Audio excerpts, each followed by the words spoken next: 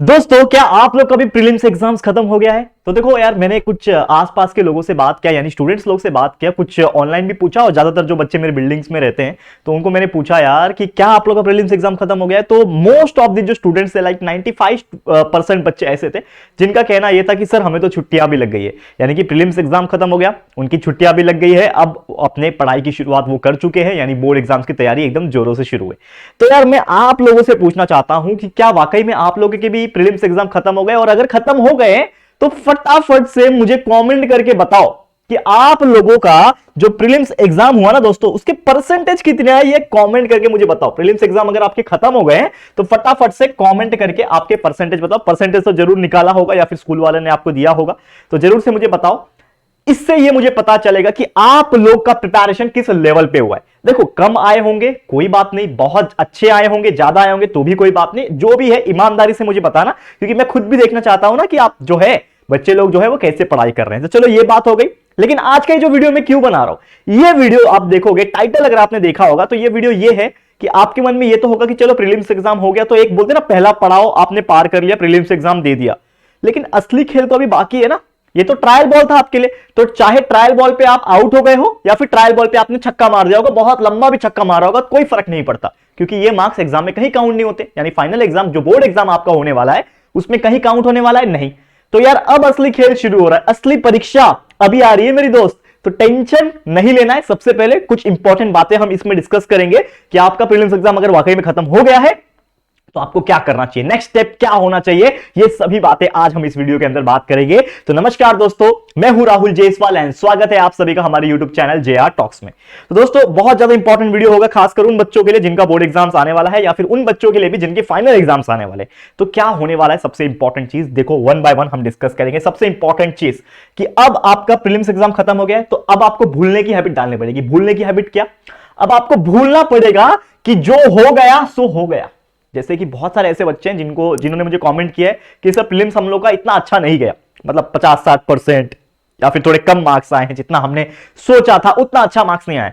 तो यार जैसा मैं आपको बोल रहा हूं कि फॉरगेट व्हाट हैड हैपेंड, मतलब जो हो गया वो हो गया, उसको भूल जाओ। अब उस समय को आप दोबारा से नहीं लेके आ पाओगे, लेकिन जो समय अब आपके हाथ में बचा है, अब आपके हाथ में जो टाइम बचा हुआ है, लगभग अगर आप कैलकुलेट करोगे, एक महाराष्ट्र बोर्ड के अगर आप स्टूडेंट हो, ठीक है, तो लगभग आपके पास आज तारीख देखा जाए तो 25 जनवरी हो गया, और आपका 3 मार्च से पेपर शुरू हो रहा है इंग्लिश मीडियम वाले के लिए। तो लगभग अगर देखा जाए तो 5 + 27 + 3, लगभग आपके पास 35 to 40 डेज अप्रोक्सीमेटली बचा हुआ है। तो ये जो 35 दिन आपके हाथ में है दोस्तों, ये 35 दिन में ही जो उखाड़ना है हम लोग को। तो कैसे उखाड़ोगे, क्या उखाड़ोगे ठीक है, तो वो चीज आपको समझना पड़ेगा। अगर आप समझ पा रहे हो तो definitely you will score a very good marks, and definitely अगर आप समझ नहीं पा रहे हो, प्लानिंग नहीं कर पा रहे हो, तो शायद मुझे नहीं लगता आप बहुत अच्छा स्कोर कर पाओगे। तो ध्यान से देखना, सबसे इंपॉर्टेंट चीज जो हो गया उसको भूल जाओ, आगे बढ़ो, मूव ऑन करो। अब आपको करना क्या है, न्यू स्टार्ट, एक फ्रेश शुरुआत आपको करना है। न्यू स्टार्ट मतलब क्या होता है कि अब आपने जो भी तरीका फॉलो किया रहेगा,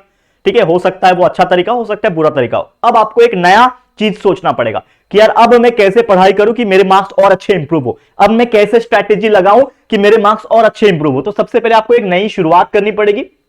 नया स्टार्ट का मतलब क्या है, एक नई स्ट्रैटेजी बिल्डअप करनी पड़ेगी, आपको एक नया स्ट्रैटेजी बनाना पड़ेगा कि यार अब मेरे पास सिर्फ गिन के 35 दिन बचे हुए हैं। लेट्स सपोज आपके पास सिर्फ 35 डेज बचे हुए। अब ये 35 डेज में आपको डिवाइड करना पड़ेगा कि मेरे को साइंस में कितना टाइम देना है, मुझे मैथ्स में कितना टाइम देना है, मुझे हिस्ट्री में कितना टाइम देना है, मुझे सिविक्स में कितना टाइम देना है, यानी जो आपका पॉलिटिकल साइंस जो सब्जेक्ट है, मेरे को ज्योग्राफी में कितना टाइम देना है, बराबर, मेरे को लैंग्वेजेस जो इंग्लिश हिंदी मराठी है उसमें कितना टाइम लगा है। तो ये स्ट्रैटेजी आपको डेवलप करनी पड़ेगी। तो वो आप स्ट्रैटेजी बनाओ, एक नया रूल खुद के लिए बना लो। नया रूल मतलब क्या होगा आपके लिए कि यार मुझे इतने टाइम पढ़ना है, इतने बजे मुझे उठना है, इतने बजे मुझे ये काम करना है, इतने बजे मुझे ये सब्जेक्ट के बारे में पढ़ना है, इतना मुझे राइटअप करना है, इतना मुझे इसको लर्निंग करना है। आप देखोगे तो बहुत सारे जो बच्चे से मेरी बात हुई वो ऑलमोस्ट ये कहना था कि उनका अभी प्रीलिम्स एग्जाम खत्म हो गया और छुट्टी लग गई है, बट बीच में उनको बुलाया जाएगा हॉल टिकट के लिए, और बीच में उनको बुलाया जाएगा शायद कोई प्रैक्टिकल एग्जाम्स के लिए, अदरवाइज पूरा दिन आपके पास फ्री है। अब देखो आपके पास पूरा दिन जो फ्री है ना, इसमें आप बहुत अच्छा पढ़ सकते हो। क्या, सबसे पहले तो आपको आइडेंटिफाई करना पड़ेगा कि आपका वीकर सब्जेक्ट क्या है। जैसे कि मैंने बोला कि प्रीलिम्स एग्जाम आपने दे दिया, अब प्रीलिम्स एग्जाम जब दे दिया आपने, आपको रिजल्ट मिल गया, आपको परसेंटेज आ गए, तो आपको ये तो पता चल गया होगा कि आपका कमजोरी किसमें है। जैसे बहुत सारे लोगों को मैथ्स में कम मार्क्स आए होंगे, तो समझ लाना कि यार मैथ्स में आपको मेहनत करने की जरूरत है, मैथ्स आपका कमजोर सब्जेक्ट है। किसी को साइंस में कम आए होंगे तो आप समझ जाओ कि आपको साइंस में मेहनत करने की जरूरत है। हिस्ट्री में, ज्योग्राफी में, पॉलिटिकल साइंस में या फिर लैंग्वेजेस में किसी में भी अगर कम आया होगा या फिर सभी में कम आया होगा तो यार सभी सब्जेक्ट वीक है आपके। अगर बाई चांस 9 सब्जेक्ट में से समझ लो 2 सब्जेक्ट में कम आए तो आपको रियलाइजेशन होगा कि यार मेरे 7 सब्जेक्ट तो स्ट्रांग है, मैं इसको पढ़ लूंगा थोड़ा थोड़ा भी ना तो भी मेरे अच्छे मार्क्स आ जाएंगे। लेकिन ये जो 2 सब्जेक्ट है ना जिसमें मेरे को बहुत कम आ रहे हैं या फिर मैं फेल हो रहा हूं, इसमें मुझे अभी मेहनत करना पड़ेगा। और अगर मैं अभी इसमें मेहनत नहीं करूंगा तो हो सकता है बोर्ड एग्जाम में तो मैं पक्का फेल हो जाऊं इन सब्जेक्ट में। तो यार सबसे पहले उस सब्जेक्ट को पकड़ो जो आपका वीकर सब्जेक्ट है, जो आपका कमजोर सब्जेक्ट है, उसके ऊपर सबसे पहले फोकस करो एंड उस सब्जेक्ट में एकदम फोड़ दो, आग लगा दो उसमें जाके, स्टडी वेरी हार्ड। अभी से ही प्लानिंग बना लो कि भैया 8 घंटा अगर पढ़ रहा हूं दिन का तो यार उसमें से 3 घंटा 4 घंटा तो मैं वीकर सब्जेक्ट में ही ध्यान दूंगा, ओनली 1 सब्जेक्ट वीकर सब्जेक्ट का, बाकी का टाइम बाकी सब्जेक्ट। समझ में आ रहा है? तो इस प्रकार से ज्यादा मेहनत करोगे तो डेफिनेटली आप जो भी चीजें सोचे होंगे कि मुझे इतने परसेंटेज इस सब्जेक्ट में आने चाहिए, क्योंकि हर बच्चा जो होता है ना वो जरूर सोचता है कि मेरे 90% आने चाहिए।